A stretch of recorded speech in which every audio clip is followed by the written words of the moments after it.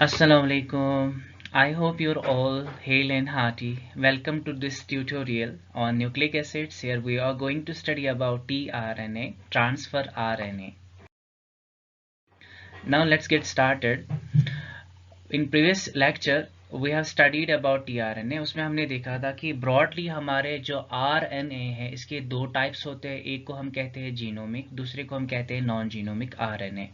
जो genomic RNA होता है ये जेनेटिक मटेरियल होता है, ठीक, और इसमें ये इनहेरिट भी होता है. हमारे एग्जाम्पल्स इसमें टोबैको मोज़ाइक वायरस, रियो वायरस जिसमें जो एनोमलस है डबल स्टैंडर्ड आरएनए वाला है, और इन्फ्लुएंजा वायरस, ये तीनों जो है, और भी बहुत सारे एग्जाम्पल्स है, ये सारे आरएनए वायरसेस है.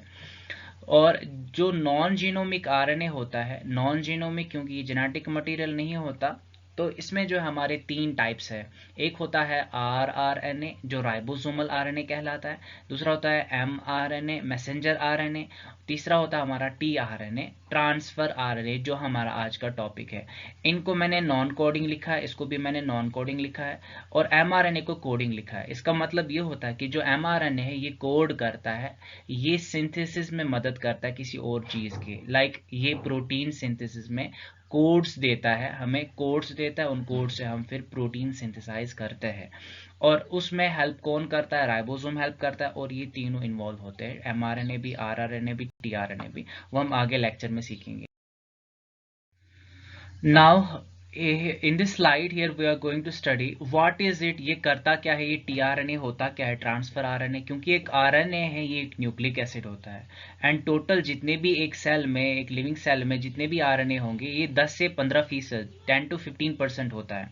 और ये भी डीएनए से बना हुआ होता है. जितने भी नॉन कोडिंग आरएनएज है, नॉन कोडिंग एंड कोडिंग, ठीक है, सारे जो है ये सारे सिंथेसाइज होते हैं डीएनए से by the process of transcription. Transcription एक प्रोसेस है जिसमें डीएनए से आरएनए सिंथेसिस होता है, और ये पता ही हमें कि ये एक सिंगल स्ट्रैंडेड होता है ना. तो ये आगे देखेंगे हम.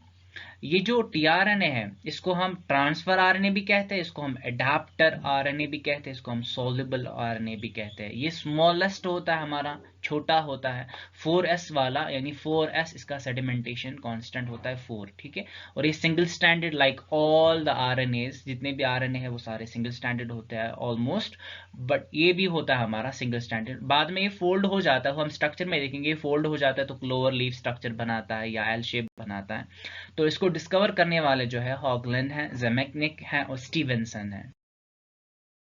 अब ये करता क्या है, इसका काम है भाई, इसका काम है कुछ खास, ठीक. करता क्या है, अमाइनो एसिड्स को लाता है, और कहाँ लाता है? राइबोसोम के पास. राइबोसोम के पास जब अमाइनो एसिड को लाता है, वहां पे जो एमआरएनए होता है वो इसको कोड्स देता है, तो अमाइनो एसिड्स आ जाते हैं और जुड़ जाते हैं, प्रोटीन बनता है. कॉम्प्लेक्स है ना, देखो कैसे होता है. ये हमारा राइबोसोम है. राइबोसोम के दो सब यूनिट्स होते हैं. ये राइबोसोम जो है प्रोटीन सिंथेसिस फैक्ट्री है, प्रोटीन सिंथेसिस करने वाली फैक्ट्री है. यहाँ पे जो है बड़ा सब यूनिट है, स्मॉल सब यूनिट है, दो सब यूनिट्स होते हैं, ठीक. ये दोनों जब जुड़ जाते तो प्रोटीन सिंथेसिस होती है. अब कैसे होता है देखो, राइबोसोम खुद आरआरएनए का बना होता है, राइबोसोमल आरएनए का बना होता है. देखो आरआरएनए आ गए यहाँ पे ना, यहाँ पे भी इस सब यूनिट में भी, इस सब यूनिट में भी आरएनए होगा यहाँ पे, सॉरी. तो ये है हमारा एमआरएनए. एमआरएनए जो है ये मैसेंजर आरएनए है, ये भी डीएनए से बना था ट्रांसक्रिप्शन से. ये टीआरएनए है, ठीक. ये हमारा ट्रांसफर आरएनए है जो ट्रांसपोर्ट कर रहा है, ट्रांसफर कर रहा है ये बॉल्स को. ये बॉल्स क्या है? Amino acids. हमारे पास प्रोटीन जो है उनमें कितने किस्म के अमाइनो एसिड पाए जाते हैं? 20 टाइप्स के, ठीक. तो ये ला रहा है एफमैट, ठीक है, मिथ्योनिन, ये ग्लाइसिन, ऐसे ही बहुत सारे अमाइनो एसिड जुड़ते जाएंगे, जुड़ते जाएंगे, तो एक अमाइनो एसिड्स की एक चेन बनती है, बाद में वो प्रोटीन बन जाता है. अब इसको कौन गाइड करता है कि तुम ग्लाइसिन लाओ, एफमैट लाओ, है ना, फॉर्माइल मिथ्योनिन लाओ, ठीक. ये कौन गाइड करता है? देखो इसको नीचे देखो, ये 3 3 3 3, और एमआरएनए पे भी देखो 3 3. देखो यहाँ पे कंप्लीमेंट्री बेस पेयरिंग होती है. कंप्लीमेंट्री बेस पेयरिंग क्या होता है? हमने डीएनए के स्ट्रक्चर में देखा था कि अगर सी होगा तो वहां पे अपोजिट साइड से जी होना चाहिए दूसरी स्टैंड में. ऐसे ही सी होगा जी होगा, सी होगा जी होगा. यहाँ पे ए होगा, ऊपर क्या होगा? टी तो होगा नहीं, यूरासिल होगा यहाँ पे, क्योंकि आरएनए में टी नहीं होता, ठीक है। सी होगा तो यहाँ पे जी होगा, जी होगा तो यहाँ पे सी होगा। ऐसे ही ये गाइड करता है एमआरएनए, ये मैसेज है इस पे, ये गाइड करता है कि टीआरएनए अब कौन सा आएगा और यहाँ पे कौन सा वाला अमीनो एसिड लाएगा, और ये चेन बनती जाएगी एक स्पेसिफिक सीक्वेंस में। ना ये सारा सीखने के लिए हमें स्ट्रक्चर बहुत ही जरूरी है कि हम टीआरएनए का स्ट्रक्चर अच्छे से समझ पाए, टीआरएनए का स्ट्रक्चर खूब अच्छे से देख पाए। Now starting with the structure, इसमें हमें पहले ही हॉले है एक साइंटिस्ट जिन्होंने क्लोवर ली स्ट्रक्चर दिया था, जो 2D स्ट्रक्चर है, 2 डायमेंशनल, यानी पेपर पे हम बना सकते हैं आराम से। तो 3 डायमेंशनल कोई कॉन्सेप्ट नहीं है यहाँ पे, तो सिंपली 2 डायमेंशनल कॉन्सेप्ट है। अब कुछ अजीब सा स्ट्रक्चर है यहाँ पे, अजीब नहीं है, 2D स्ट्रक्चर है सिंपली, ठीक है। एक आरएनए चेन थी, एक RNA simple single stranded chain थी, फिर जब ये फोल्ड अप हो गई, जहां पे कंप्लीमेंट्री थे वहां पे देखो बेस पेयरिंग हुई, जहां पे कंप्लीमेंट्री थे यानी यहाँ पे एडेनिन होगा, यहाँ पे यूरासिल होगा, है ना, थायमीन जुड़ता है ना यहाँ से अपोजिट। बट आरएनए में हमें थायमीन नहीं होता, तो एडेनिन थायमीन के साथ मिलता, बट यहाँ पे यूरासिल होगा, गवानीन साइटोसिन, साइटोसिन गवानीन, ऐसे ही जो है बेस पेयरिंग। फिर ये जो गोल बने, यहाँ पे क्यों नहीं बेस पेयरिंग हुई, क्योंकि यहाँ पे एनॉमलस, यहाँ पे जो है एबनॉर्मल ये नाइट्रोजनस बेसिस थे, एबनॉर्मल बेसिस है, जिनकी वजह से यहाँ पे कॉम्प्लीमेंट्री बेस पेयरिंग नहीं होती, ये वाले बेस पेयरिंग नहीं होती, तो ये जो है लूप बनाते हैं, इनको हम लूप्स कहते हैं। और ये जो है जहाँ पे बेस पेयरिंग, उनको हम आर्म्स कहते हैं, ठीक। अब इसमें खास 3 है, यानी 4 रीजन है, सॉरी। ये है हमारा एंटीकोडॉन लूप, ठीक है, ये एंटीकोडॉन लूप है हमारा, सॉरी ये एंटीकोडॉन लूप है।